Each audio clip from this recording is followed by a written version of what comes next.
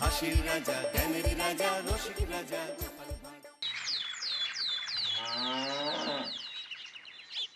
এই যে তোমাকে বাজার থেকে যা যা আনতে বলেছি সব মনে আছে তো? মনে থাকবে কি থাকবে না জানি না, তাই আমি কাগজে একটা ফর্দ বানিয়ে নিয়েছি। গোপাল দাদা,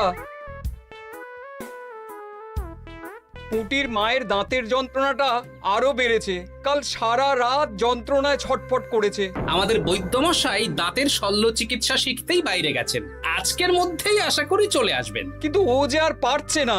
শোনো, তুমি একটা তুলোর মধ্যে লবঙ্গ তেল দিয়ে পুটির মায়ের যে দাঁতে ব্যথা হচ্ছে তার গোড়ায় রাখো। বৈদ্যমশাই এলে আমি তোমাদের বাড়িতে যেতে বলছি। আচ্ছা গোপাল দাদা। যাই, বাজার থেকে চটপট ঘুরে আসি, এরপর আবার রাজসভায় যেতে হবে।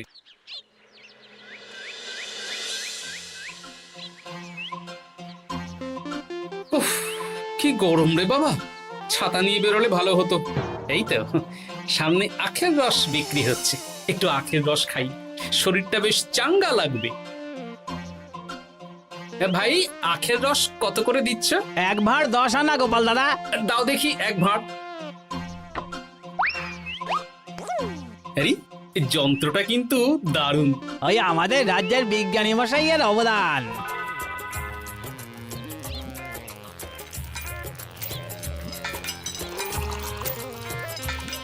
এই নাও গোপাল দাদা।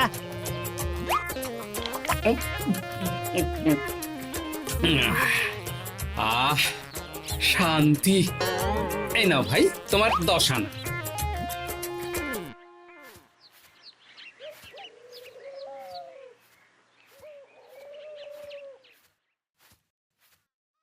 কি রাজবৈদ্য, এই ফিরছ নাকি?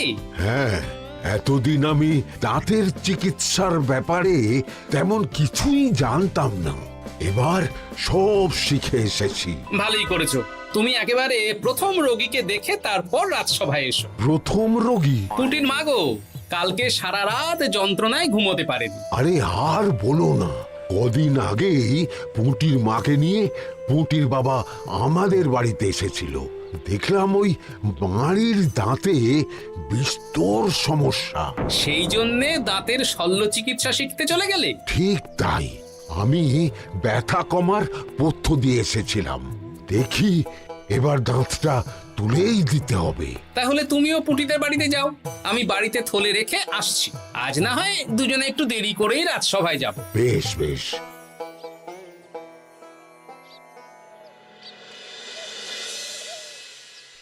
দেখুন মহারাজ, দেখুন আজকে রাজবৈদ্য আসেনি, আর ওদিকে গোপালও ডুব দিয়েছে। এই আনন্দে আমাদেরও ছুটি দিয়ে দিন মহারাজ। কি আনন্দে? এই গরমে বাড়ি বসে একটু আমপানার শরবত খাবো আর ঘুমবো। রাজ্যের সেনাপতি যদি বিশ্রামের কথা বলি, তাহলে আমার আর কিছুই বলার নেই।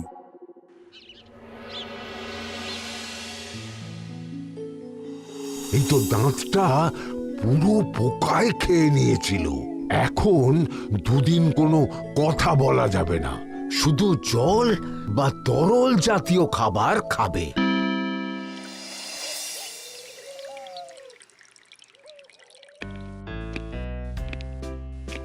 ওই তো গোপাল আর রাজবৈদ্য দুজনে একসাথে রাজসভায় ঢুকছে।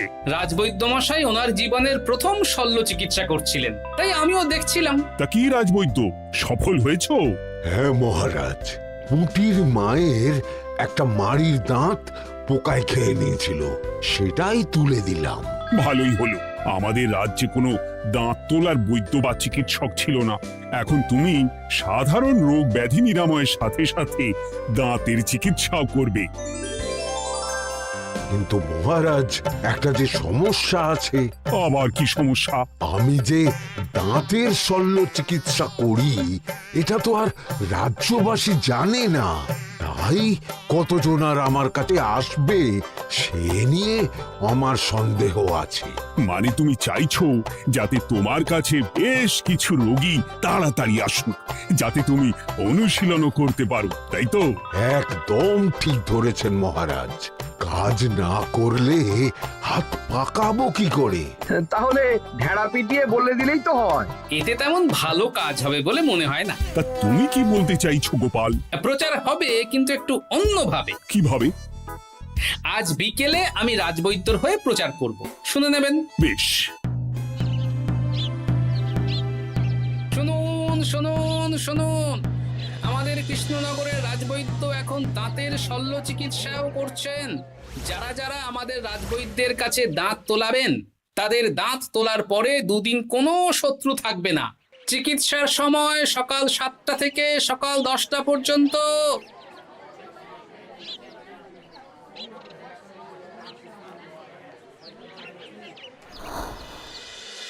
এসব তুমি কি উল্টো পাল্টা কথা বলছো গোপাল? উল্টো পাল্টা না, আপনি দেখুন না আপনার বাড়িতে লোকজন আসে কিনা। আর কেউ যদি জিজ্ঞাসা করে যে এই রকম প্রচারের কারণটা কি, তাহলে বলবেন রাজসভায় আমার সাথে কথা বলতে আমি বুঝিয়ে দেব।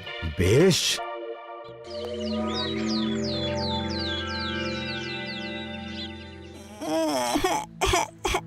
তোকে বারবার বলি এত মিষ্টি গুড় কাঠি খাস না। কি করব বাবা, কি ব্যথা।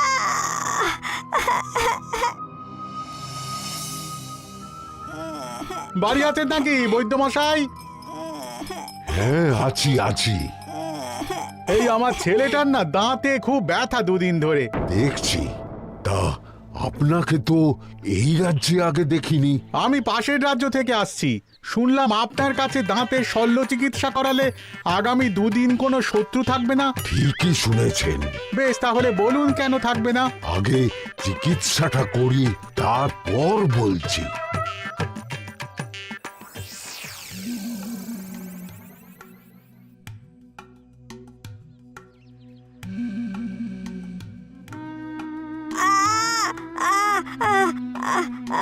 আর চিন্তা নেই, এখন দুদিন কোনো কথা বলা যাবে না। এবার তো বলুন আমার ছেলের আগামী দুদিন কোনো শত্রু থাকবে না কেন? আজকে রাজসভায় চলে আসুন, ওখানে গোপাল এই প্রশ্নের উত্তরটা দিয়ে দেবেন। তা বৈদ্য, তোমার কাছে আজকে কেউ এসেছে? সকাল সকাল দাঁত তুলে এলাম মহারাজ। বাবা, একদিনের প্রচারই এই ব্যাপার? মহারাজ, মহারাজ, বাইরে কয়েকজন অপেক্ষা করছে, তারা গোপাল দাদার থেকে কিছু জানতে চায়। তাদের ভিতরে আসতে বলো।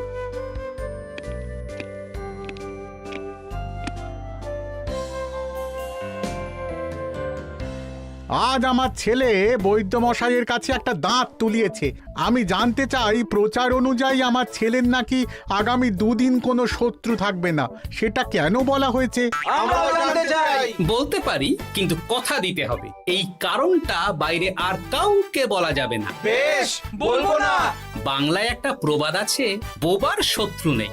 মানুষ সাধারণত কথার বিনিময়ে মতবিরোধ, বিবাদ বা শত্রুতা করে। যে ব্যক্তি কথা বলতে পারে না, তাই তার সঙ্গে কথা বলে মতবিরোধ হওয়ার কোনো সুযোগই নেই।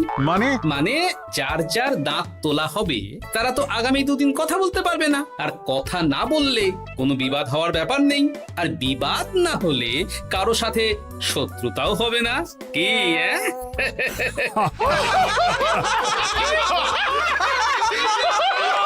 এই জন্যই তুমি হাসির রাজা গোপাল ভাঁড়। কে তোমার কথা শুনতে যাবে? একদিন না হয় প্রচারের চমকে এলো, এরপর কিভাবে আসবে শুনি?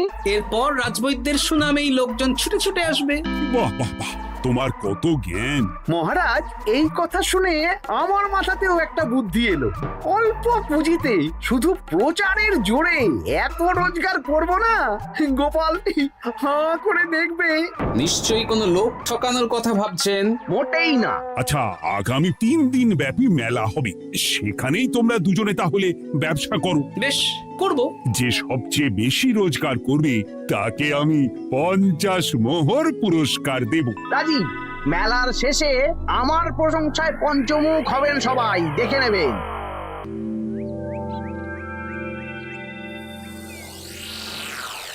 খুব তো বড় মুখ করে বলে এলেন যে ব্যবসা করবেন মেলার মাঠে। তা আপনি কি ব্যবসা করবেন শুনি? ভাগ্য পরীক্ষার দোকান দেব।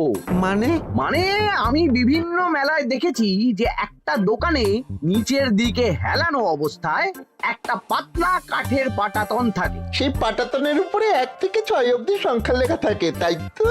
হ্যাঁ, যারা মেলায় ভাগ্য পরীক্ষা করতে আসবে তাদের ফাঁপা লোহার 6টা বল দেয়া হবে।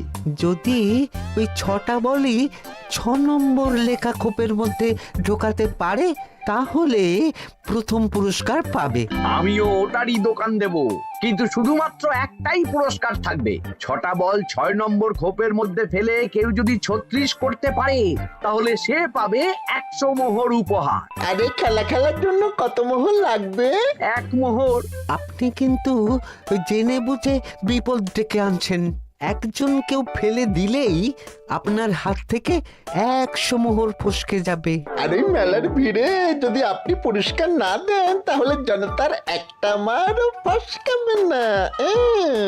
আরে সেই জন্যই তো তোদের পোষা।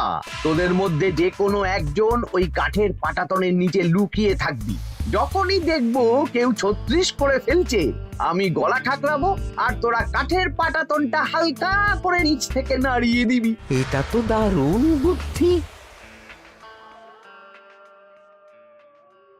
কি বলছো গোপাল, তুমি আখের রসের দোকান দেবে? হ্যাঁ, এই গরমে আখের রসের বেশ চাহিদা। তোমার বানানো ওই যন্ত্রের চাকা ঘোরাবো আর আমার ভাগ্যের চাকা ঘুরবে। সে ঠিক আছে, আমার কয়েকটা যন্ত্র বানানোই আছে। তুমি না হয় মেলায় ব্যবহার করো 3 দিন। ব্যাস, আর চিন্তা নেই।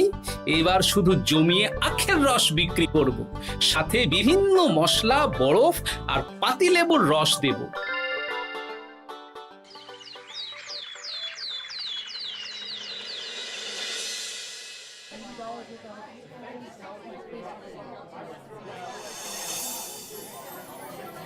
এই দোকানের পানীয় খেয়ে মন হবে বশ। গোপাল ভাঁড় নিয়ে এসেছে ঠান্ডা আখের রস। আরে গোপাল দাদা, তুমি আখের রস বিক্রি করছো? ঠান্ডা আখের রস কত করে গো গোপাল দাদা? 1 ভাঁড় মাত্র 10 আনা। 6 ভাঁড় দাও। এক্ষুনি দিচ্ছি। আসুন আসুন আসুন, সবাই আসুন। আসুন আসুন আসুন, এদিকে আসুন, এদিকে আসুন, ভাগ্য পরীক্ষা করুন। 1 মোহরে 100 মোহর।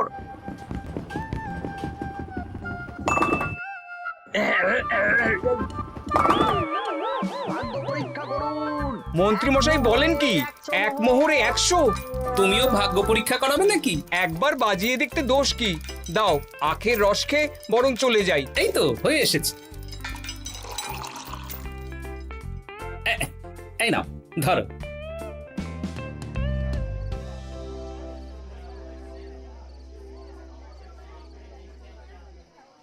কি মন্ত্রী, ব্যবসা কেমন চলছে? ভালোই। আপনি একবার ভাগ্য পরীক্ষা করে দেখবেন নাকি মহারাজ? না না না, আমি এসবে নেই। জানি আপনার কাছে 100 মোহর নস্যি, তবুও 1 মোহরের বিনিময়ে চেষ্টা করে দেখুন না।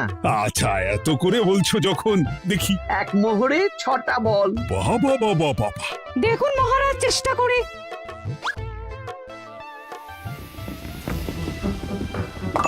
এই তো একটা 6 পড়েছে, আবার চেষ্টা করুন। জয় মা জয় মা। আবার 6। সাবাস। দেখুন হয়ে যেতে পারে, আর তো মাত্র 4টে বাকি। দেখি তৃতীয়টা। আরে পাস, আবার 6। নিন খেলুন। এই যা, হলো না। আরেকবার প্রথম থেকে চেষ্টা করবেন নাকি মহারাজ?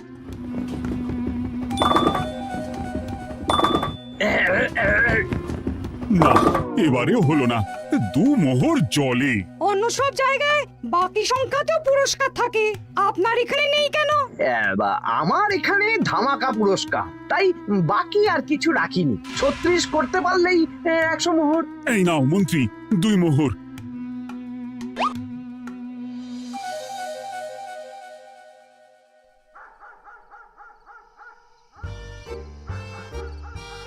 কি মন্ত্রী মশাই, আর তো মেলায় লোকজন নেই, বাড়ি যাবেন না?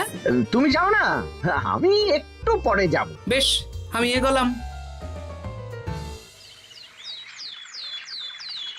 গোপাল আর মন্ত্রী, তোমাদের কার কেমন রোজগার হয়েছে একদিনে? মহারাজ, কালকে আমার 7 মোহর 20 আনা রোজগার হয়েছে। আমার 70 মোহর। কিন্তু খরচ কিছুই হয়নি, কারণ কেউ 36 করতে পারেনি মহারাজ। বাহ বাহ বাহ, আমি তো বলেছিলাম আমি যখন ব্যবসা করব গোপাল আমার ধারে কাছে দাঁড়াতে পারবে না। বেশ, এখনো তো আজ আর কাল দুদিন মেলার বাকি আছে। দুদিনেও আমার 2 কানা করিও খরচ হবে না, শুধুই রোজগার। গোপাল যতই প্রচার করুক আর যতই ভালো আখের রস বানাক না কেন, আমার ব্যবসাকে টপকাতে পারবে না। ঠিক আছে, আজকে আমি একবার ভাগ্য পরীক্ষা করে দেখবো। আমার দোকানে সুস্বাগতম। নাও সেনাপতি, চেষ্টা করে দেখো। দিন বল। আমিও সেনাপতির খেল দেখতে এলাম। প্রথম বল, এই যে গড়িয়ে গড়িয়ে গড়িয়ে 6 নম্বর, সাব্বাস সেনাপতি।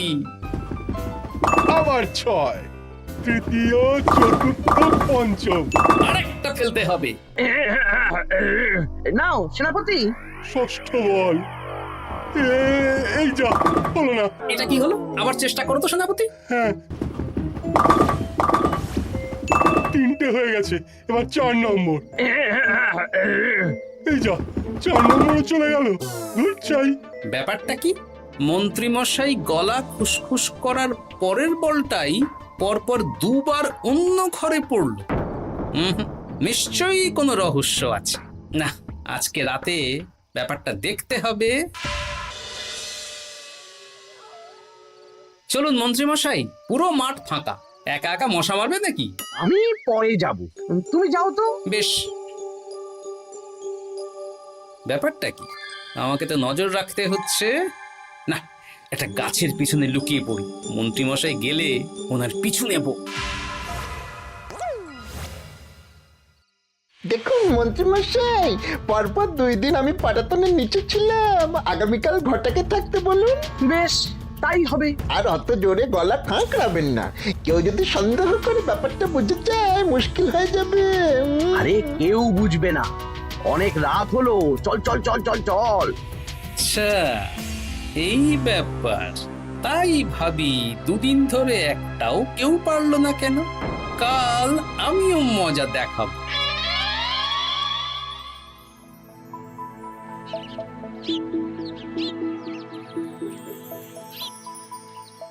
বাবা চলে এসেছেন দেখছি।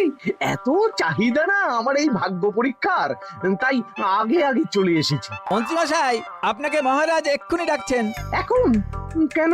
সে তো জানি না, চলুন।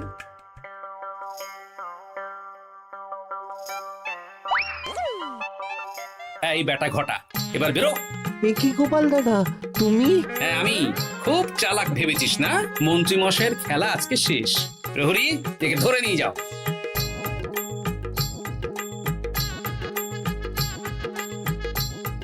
বিজ্ঞানী, তুমি তোমার চুম্বক নিয়ে এসেছো তো? হ্যাঁ, এবার 6 নম্বরের নিচে একটা টান টান করে সমান রেখা টানতে হবে, আগা থেকে গোড়া অবধি। তুমি তো সব সকালে বুঝিয়েই দিয়েছো, দাঁড়াও দাগটা টেনে নি। একদম 6 নম্বর খোপ অবধি যাচ্ছে, সেই অনুযায়ী টান টান করে দাগ টানো। টানছি, তুমি বাইরে নজর রাখো। নজর রাখছি। কাজ হয়ে গেছে, তুমি একবার অনুশীলন করে দেখে নাও। হ্যাঁ দেখছি। শুরু করো। শুরু করছি। একদম পাক্কা আছে। দূর, কেউ ডাকেনি, অকারণে সময় নষ্ট করলো। কতগুলো খদ্দের ফিরে গেছে কে জানে। কি হলো মন্ত্রী মশাই, এত রাগ কিসের? রাগ হবে না, ওরই বেটা আমার সাথে মজা করছিল। বেশ অনেকজন খদ্দের ফিরে গেল, আমার কত ক্ষতি হয়ে গেল। আমি খেলে আপনার ক্ষতিপূরণ দিতে পারি। তুমি খেলবে? হ্যাঁ, ভাগ্য পরীক্ষা করতে দোষ কোথায়? ওই তো বেশ কয়েকজন সভাসদেরা আসছেন, সবার সামনেই খেলবো। তাহলে শুরু করি। হ্যাঁ, শুরু করো। এই বল যা, 6 নম্বরে যা। আরে বাস, গোপালের ফেলাপল তো গড়ালো না, সোজা 6 নম্বরে চলে গেল। এই দেখুন, আবার যাবে। বলকে আমি বলবো, বল কথা শুনবে। এই বল যা তো, 6 নম্বরে যা। আবার 6, আবার 6, আবার 6। কি এটা কি হচ্ছে? যা বল, এটাও 6 নম্বরে যা। আবার 6, 100 মোহর। হ্যাঁ এটা কি করে হলো? দিন মন্ত্রী মশাই 100 মোহর দিন। ইয়ে না মানে মন্ত্রী দাও বলছি। আমি আবার খেলবো। 6 আবার 6। আবার 100 মোহর। আর নেই। এই ঘটা আর কি করছিসটা কি? ঘটা নেই মন্ত্রীমশাই, আমি আছি। আর আছে আমার চুম্বক। মানে মানে তোমার কারসাজি ধরা পড়ে গেছে মন্ত্রী। গোপাল আমাদের সব বলেছে। আপনি যেমন ছলনা করে ভাগ্য পরীক্ষার ব্যবসা করছিলেন, তেমনি গোপালও ছলনা করে আপনার ব্যবসা উল্টে দিল। তাহলে শেষমেশ কে জিতলো? হাসির রাজা, জ্ঞানীর রাজা, রসিক রাজা, গোপাল ভাঁড়। লোকের ভাগ্য পরীক্ষা করছিলাম আর আমারই দুর্ভাগ্য নেমে এলো।